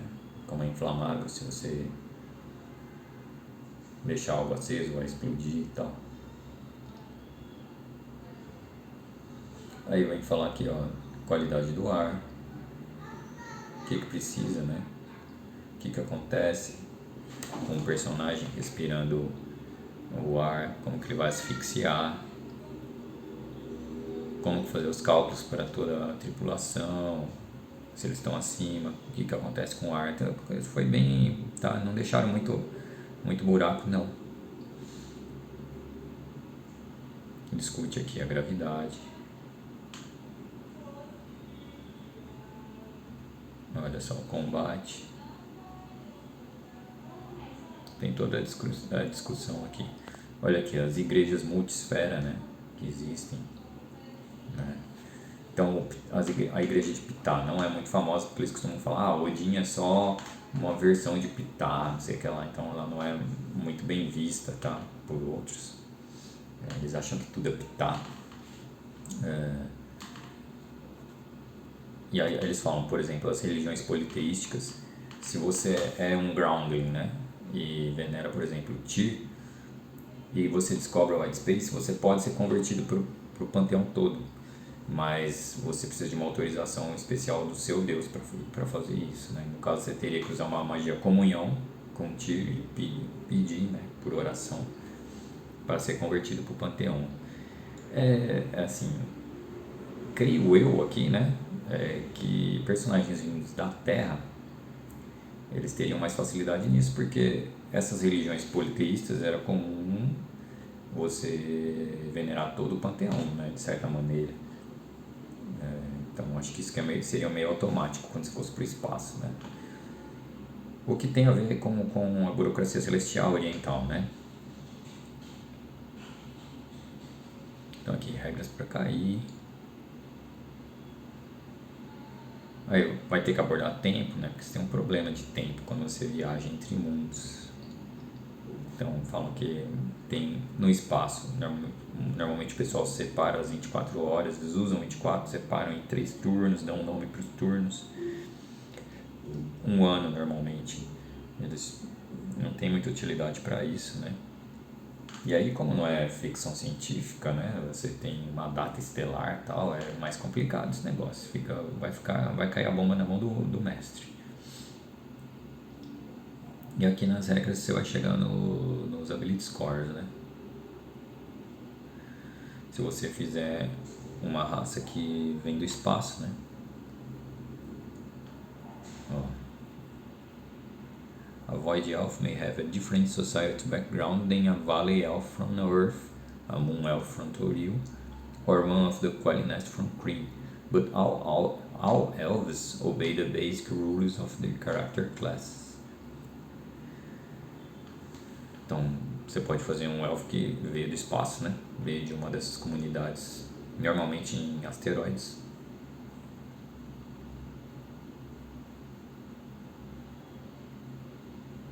Então aqui está tudo descrito. E aí entra as raças novas, né? Lizardman. Aí vai ter... Olha só, você acha que eles no humanoide estão a mesma. Deve estar muito parecido, o dano com as garras e tal. Vai estar muito parecido. O que eu não sei é o nível se está igual. Fighter 12. Eu acho que o humanoide usou boa parte daqui. O que eles acrescentaram lá era os negócios de superstição que eles colocaram, né? Pra nerfar bem, superstição, monstral traits, nada disso tinha aqui. Então você quer fazer um Lizardman mais de boa, fala que você veio do espaço e não veio do Humanoids. Olha aí, eu acho que tá bem parecido, hein?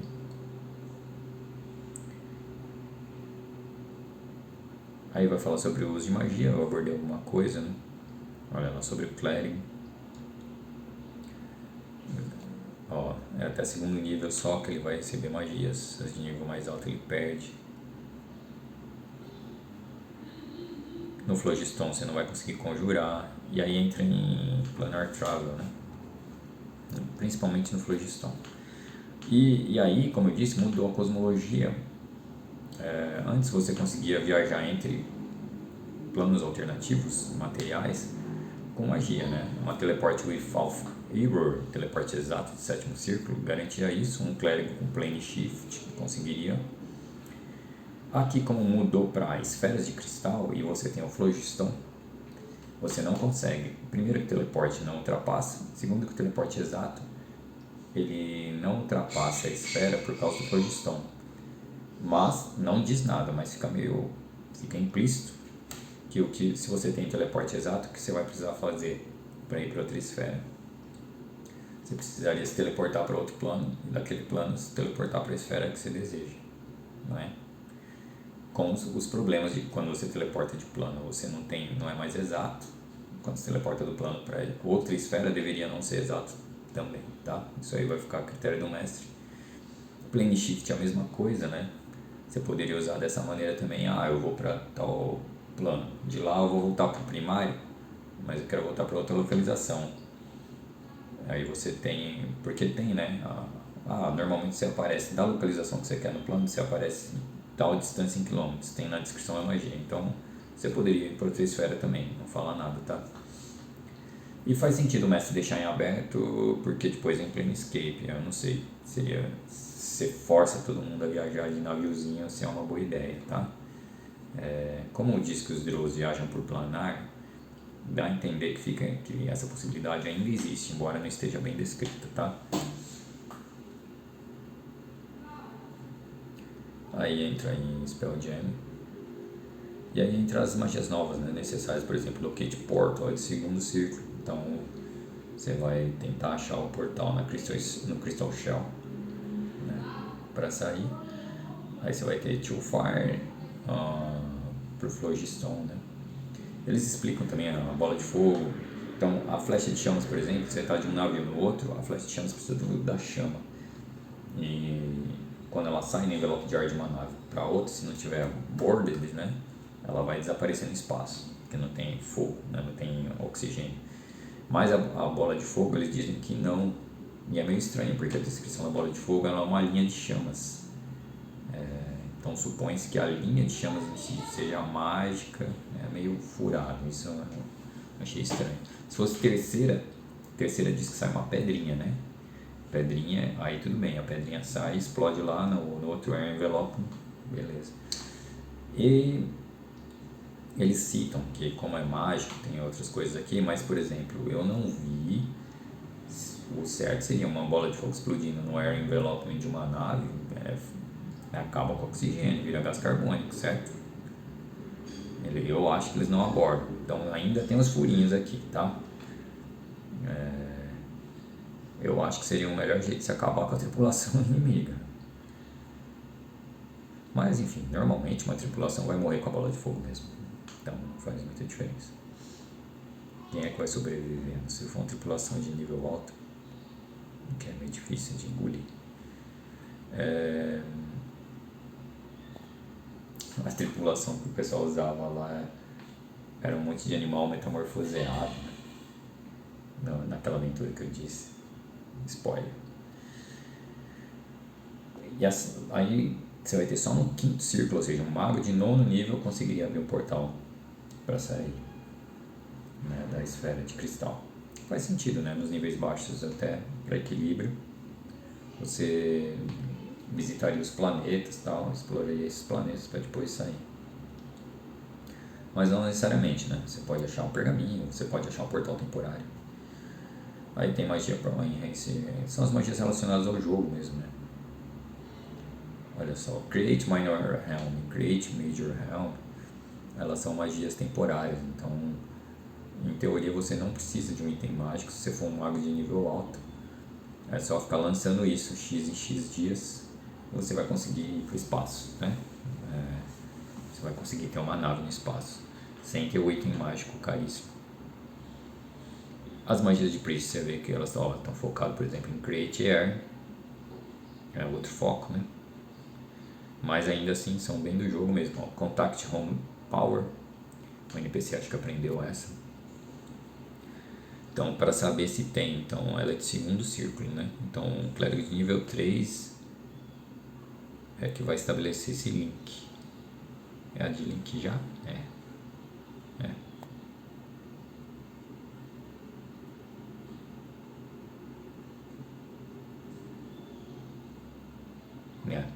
Então no terceiro ela é esferial, né? Então, assim, para alguém que vem do espaço, provavelmente ele já sabe essa oração.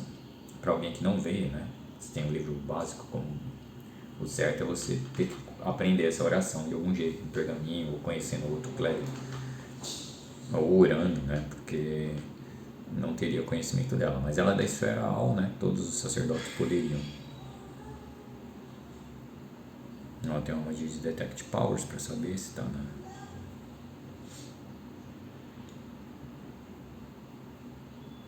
Softwood.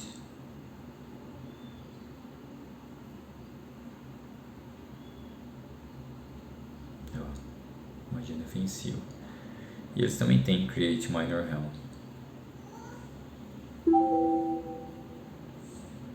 Aí vem a arquitetura, né? Os saving throws de itens.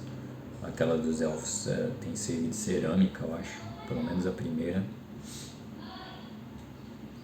Aí tem toda a regra, né? Dos cascos e tal. Tonelagem. Né?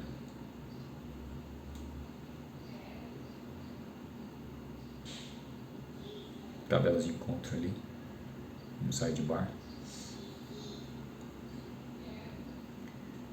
Então, novamente, todas, só que dessa vez com todas as estatísticas, né? Eu não gostei, no geral, não gostei da estrutura dos livros, eu achei meio bagunçado. Nada comparado com a primeira edição do Gygax, mas meio bagunçado. Olha aqui o custo que eu falei, né? 100 mil peças de ouro, um Minor Helm, e 250 mil, um Major Helm. Né? Então, se você realmente achou, seu grupo de aventureiros achou um naviozinho com um Minor Helm, você já ganhou 100 mil, tá? Se o grupo descobre isso, pode resolver vender o negócio e voltar pro planeta. Por isso poderia ser uma magia, você poderia achar scrolls ou aprender num nível mais alto, né? Enfim, não tem, você vai ter que achar um Helm se você não vai não ter aquela magia decorada mesmo. Olha, aqui tem o preço dos outros Helms. Ó, esse daqui dos Mind Flayers, 500 mil. O dos Beholders, 300 mil. Vai precisar de Orbs ainda, né? Esses de Forja, né? Dos Anões, 500 mil. 100 mil por ano. Dos Gnomos é o mais barato, por motivos, né? Meio óbvios. Crown of Stars, ele nem tem, né? Ele seria que você consegue remoto. É praticamente um item mágico muito raro e desejado. Fornece 100 mil e Anti-Fornece sem preço. Anti-Fornece tem o problema ainda de você atrair a atenção de divindades relacionadas ao artefato de combustível, né? Life Jammers 80 mil.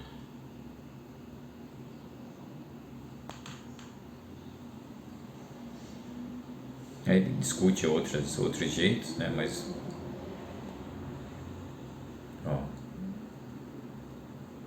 tem várias limitações. Aí a gente chega nos armamentos. Vamos só ver aqui o dano para comparar. 2d10, a light. 1d2 hull points. 2d2 hull points. 3d4 hull points, a heavy. E aí, só pra gente chegar no Bombard comparar. O preço do Bombard é triste, 20 mil peças de ouro. 2d10 hit, 1d6 hull points, nem é tudo isso, né? Não vale a pena. Achei meio fake aí, hein? Podia fazer mais dano. Eu acho que em Players Options, se você usar o Players Options, vai estar bem melhor. E vai fazer muito mais dano.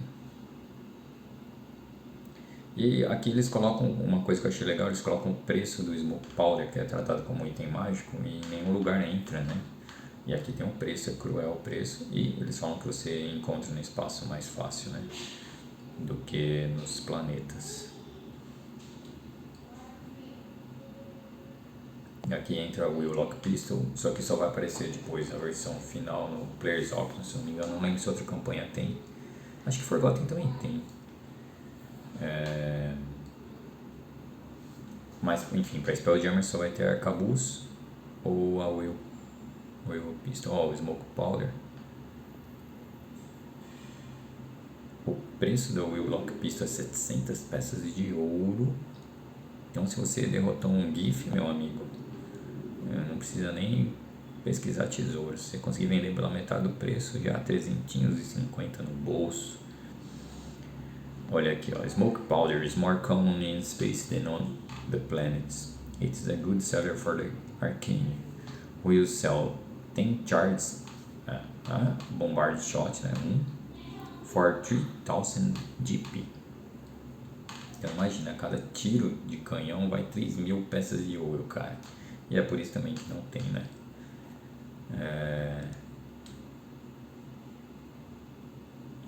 Eles discutem fogo grego aqui também, o Greek Fire 100 GP per shot, porque eles têm uns lança-chamas malucos aqui, que não são fora da realidade, né? Os chineses usavam algo parecido, não sei se na escala de navio, acho que não, mas acho que os chineses usavam pólvora, não usavam Jetson. A bola do Bombard, né? Bombard Shot. Uma peça de ouro se for de pedra, 2 peças se for de ferro. 2 peças de ouro. Até que não tá tão caro assim, mas é caro. Bombards using Iron Shot have mais 2 no hit. Pelo menos isso, né? E aí você tem alguns itens, alguns mágicos, outros não, né? Então, para abrir o Crystal Shell, 10.000 por tonelada da nave, 5.000 um Portal Locator, 2.000 um Planetary Locator. O que eu achei legal aqui também, olha só, Star Shards, porque assim, são as cartas interplanetárias, né? As cartas, os mapas planetários. O que eu achei legal aqui é que finalmente a gente tem um preço para um mapa, que é um negócio que a gente sofria muito. Na época a gente chutou um mapa de escala pequena, né? Ou seja, que pega um continente assim, não de escala grande, que pega uma região mais aproximada ali. A gente chutava uns 100 peças de ouro, a gente não estava errado aí, Elcio, tá vendo? A gente chutou certo. Porque eu não tenho isso em outro lugar, não me lembro de ter lido em outro livro, não sei nem se tem no Equipment Guide, que eu acho o livro mais fraco dos livros azuis, deixa muito a desejar. Eu acho que não tem lá também. E aqui os mapas dos sistemas tá entre 100 e 600 peças de ouro, achei legal eles colocarem preços. Aqui fala sobre os crews, né? Quanto que eles custam, como é que eles aumentam de nível, como é que eles baixam de nível em combate, né? Olha só quanto tempo leva, olha só os efeitos, né, deles. As regras são bem feitinhas aí nisso. Aqui tem o movimento na atmosfera, interessante, né? Aí é o que eu falei, depois ele fica fixo, né? Aqui você tem uma taxa de movimento muito alta, né? 400 milhas por dia por ship rating point, né? Se você de acordo com cada nave também, é um movimento muito alto. No espaço é mais alto ainda, mas aí ele fica fixo.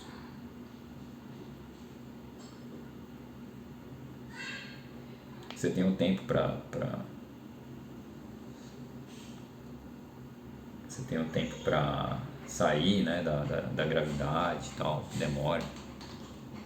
E aí você tem as tabelas de atmosfera, que é importante, né, para quem viaja no planeta. Aqui tem a velocidade, que é sempre igual para todas as naves fora, né, são 4 milhões de milhas por hora. Tá. Então, com SR1, mas eles falam que a ship can travel 100 million miles per day regardless of its SR rating. Essa é a velocidade de todas as naves Spelljammer em longa distância, independente do tamanho da nave ou nível do mago. Enquanto funcionar o Spelljammer, o indivíduo usar isso, a nave pode mover 100 milhões de milhas em um dia.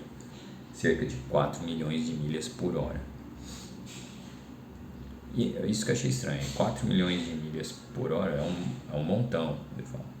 Em termos reais, significa que uma nave com SR1, se o SR não interessa, eu acho que eles mudaram de última hora. Se o SR não interessa, por que ele está citando o SR? Pode viajar, talvez para calcular a saída, né? Talvez. Pode viajar da Terra ao Sol em um único dia. Porém, o espaço é incrivelmente grande, né? Então levaria 36 dias para chegar em Plutão, tá? Eu acho, assim, tá abaixo da... Eu não calculei, claro, tá abaixo da velocidade da luz, né? Senão você chegaria no Sol em 8 minutos. E aí, como são esferas de cristal, isso encaixa tudo, né? Essa regra maluca de magia, esfera de cristal. Então, para viagem dentro do sistema solar é ok, tá abaixo da luz. O problema seria, se a gente quisesse ir para Alpha Centauri e tal, começava a complicar a nossa vida. Com velocidade da luz já complica muito. E é que seria o mesmo para eles, estariam fritos, né? Mas como você sai do sistema, você vai parar no Phlogiston, lá a velocidade é outra, no fundo dá para viajar de boa. Né?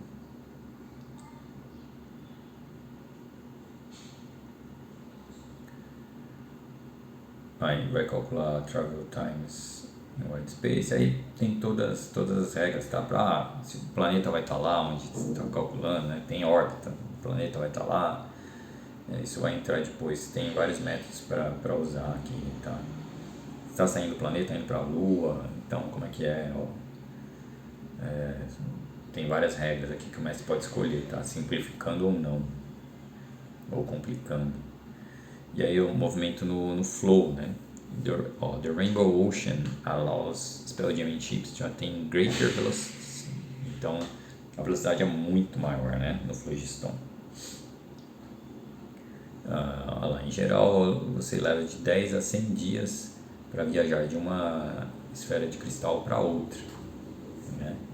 E é meio que aleatório e também a distância muda por causa desses rios de Phlogiston, então é uma coisa meio maluca. Aqui você não vai ter mapas, né, do Phlogiston, você pode ter referências dos rios de quais esferas você liga, mas não tem distância e tal.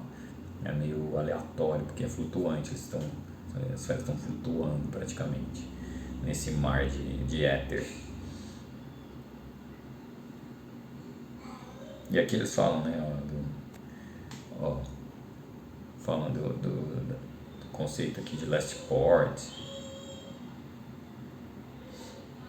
E aí você entra em movimento tático, que é importante para o combate. Isso aqui vai ter que ler se você for fazer um combate, ou vai fazer, né, se for jogar isso. Eu lembro de não ser muito complicado, tá? Vai ter iniciativa, vai ter direcionamento, aí você tem o mapinha para usar. Aí você vai ter o alcance das armas. Olha só, cada arma tem um taco, né, um ataque. Você tem o Roth, né, que é a cadência de tiros, 1 a cada 4 e tal. Se eu não me engano, as rodadas também não são rodadas de combate pura, né, são meio, lembra combate de Birthright, não tenho certeza.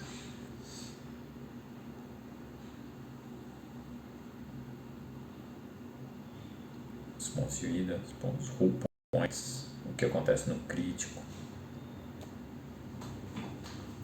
20 é o Spelljammer Shock, é o tipo quando você acerta o reator de fusão da nave lá no Master of Orion. Aí tem, é legal, tem todos os efeitozinhos aqui no Creo.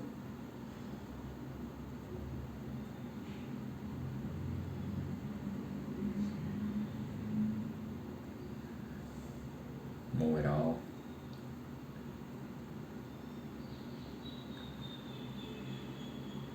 Ramming, tem que ter ramming, né? Abordagem. Sizing ramming. Grappling and board. É essencial. Enfim, as regras são bem feitinhas. Eu lembro do combate rolar mais ou menos bem, sem muitos problemas.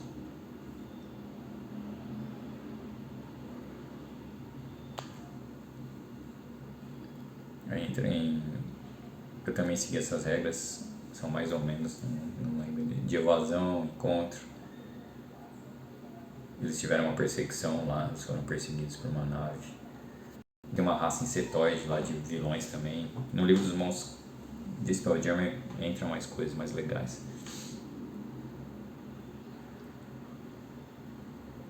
São tipo uns elfos com uma anteninha de inseto, tá?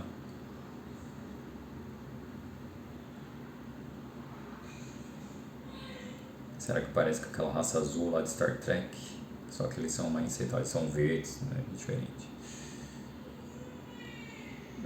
Bom, aborda tudo aqui, né? Olha aqui um Star Beast aqui, as Star Beasts, várias Star Beasts carregando o mundo.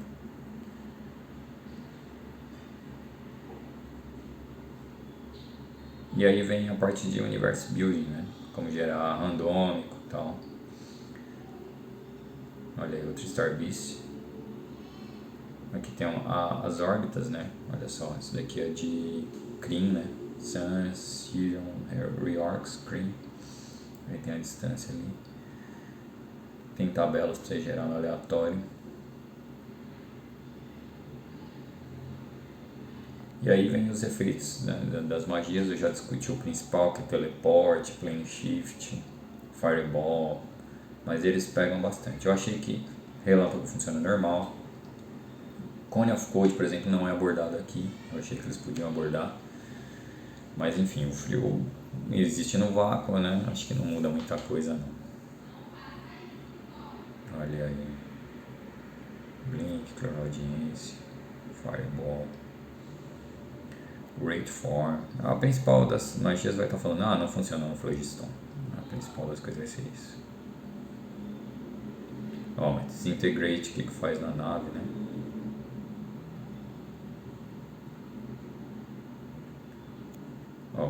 Big Clenched Fist, quanto que faz numa nave. Então eles abordam bastante coisa, não dá pra reclamar muito não.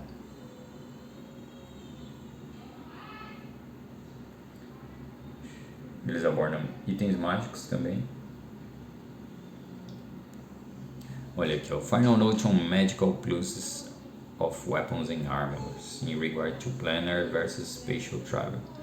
When traveling between crystal spheres, a magical weapon, suite of armor or shield does not lose any of its pluses or benefits. When traveling in a planar fashion, such as entering the astral plane and then reappearing in another part of the prime material plane within a different crystal sphere, normal planar rules apply and the weapon or armor loses 1 plus for every plane crossed. Que é uma regra que acho que já tinha no Manual of the Planes de primeira, tá? Isso é mantido em Planescape. E aqui eles também tentam deixar claro que se você viajar via plano, você tem a sua arma perdendo poder. Ela não sei se faz muito sentido, né? Mas enfim, eu mantive isso daí. Tem muito mais que nem usa.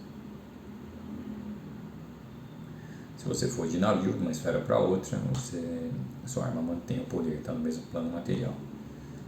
Eu acho estranho porque assim, o plano material é um plano.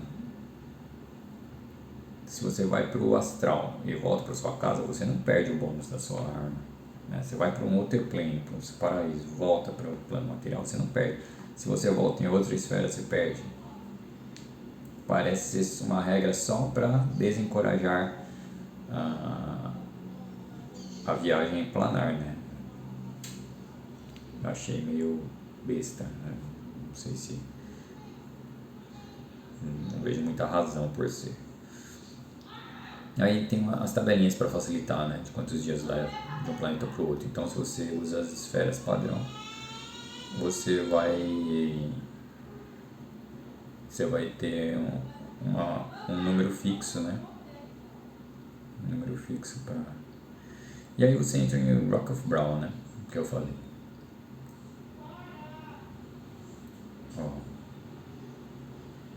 Humans Humanize, Straight on Asteroid.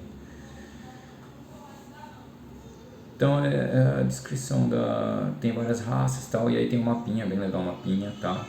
ela praticamente, o cenário Spelljammer é isso, é o centro do cenário Spelljammer. E aí o livro acaba com a Rock of Brawl. Você tem os markers para usar, né, em combate e tal. Olha aí os markers para usar no mapa, as navinhas em combate. Você poderia reproduzir, né? E aí você vai ter também, aqui sim, ó, você entra nas fichas coloridas, tal, bem legal, que eu falei que lembra o livro de Mistara lá, né? Você tem Neoge, olha, é bem legal. O Dragon Ship, né? Colorido é outro nível, né? Ó, tubarão. É o bem armado, ó. Verde. Olha aqui, ficou bem legal o da Elite de Nautiloid. Essa daqui é dos Lizardmen, né? E aqui chega, né, a lenda do Spelljammer. Aqui é muito spoiler se você ficar mestrando. E aqui é o Rock of Brawl, né? Aqui ó, The Rock of Brawl. Bem legal, colorido o mapa do Rock of Brawl. Eu lembro que tem alguma nobreza, alguma coisa assim, tá? Não li muito. E aí você chega nos mapas, né, para usar, para colocar os planetas, né? Você mapear as órbitas. E esse é o de combate mesmo. Um grid de combate. Eu usei isso aqui no Roll20, né? Quando eu mestrei no Roll20. Parte foi no Roll20, parte foi presencial. Acho que sim. Enfim, é um livro bem legal. Com os acessórios ele fica melhor. Mas realmente eu entendo gente que resolveu descartar, principalmente quem veio de primeira, né? Primeira edição, porque tem uma mudança importante na cosmologia aí. E é uma mudança sem explicação também. O que eu acho? Eu acho que dá para manter planos materiais paralelos, tá? E a única mudança aí seria que os cenários básicos, os 3 aí e tal, seriam as esferas de cristal. E outros planos materiais alternativos poderiam não ter o flogistão. Eu acho que é a melhor saída para isso, né? Para essa mudança de primeira para segunda. Como eu comecei em segunda, não vi muito problema, né? Mas eu tinha usado sim magia para viajar entre mundos primários, porque boa parte da linguagem continuou ali, né? Mas enfim, eu acabei usando os dois. Eu acho que dá até para encaixar sua própria campanha, que nem eu fiz com um dos meus cenários, que virou uma esfera de cristal gigantesca comparada com essas, né? Que tem um universo inteiro dentro. E joga ela, é infinito floristão, então joga ela infinito, tanto faz. Vai que alguém acha uma corrente maluca levando só pra ela, partindo do meio do nada, e tá tudo bem. Eu recomendo, né, se for usar Spelljammer, procurar os acessórios, que aí eles vão ajudar bastante. E você vai ter, só de monstros, você vai ter muito mais ideia lá. A aventura que eu mestrei, por exemplo, eles foram pro chamado Último Planeta, tal, onde tinha uma base élfica com uma arma era um geodesintegrador, alguma coisa assim. E você tem, no livro dos monstros, você vai ter uns monstros que são tipo os últimos weapons lá do Final Fantasy VII, uns monstros criados para destruir planeta mesmo, né? Você tem tipo uns mecha maluco, cara, tem muita coisa da hora. Então, se for mestrar Spelljammer, não deixe de pegar os 4 Monster Compendiums de Spelljammer. Pega os 4. Porque se é pra entrar na maluquice, entra na maluquice extrema. Sim, os monstros fazem uma parte muito boa. E aí, você pode focar na campanha em outras coisas, né? Por exemplo, se tem a Elven Armada, você pode focar em uma nova federação que está se formando. Pode focar em várias coisas, né? As próprias aventuras prontas, acho que tem até uma parte que fala dos humanoides, né? Tem uma lenda que eles estão conspirando um retorno para destruir os elfos e tal. Então tem muita coisa. Eu acho que é legal sim. Mas é aquilo. Como ele é um Planescape da vida, né? Ele pode ser meio um Ravenloft. Você pode usar ele para uma ou outra aventura também, né? São várias opções que você tem, né? O legal de ser uma campanha mesmo é que você fazer uma mistura de personagem que veio do espaço e veio do planeta. Enfim, são várias opções. E é isso aí. Acho que a próxima vai ser Mystara. Coitado do Mystara.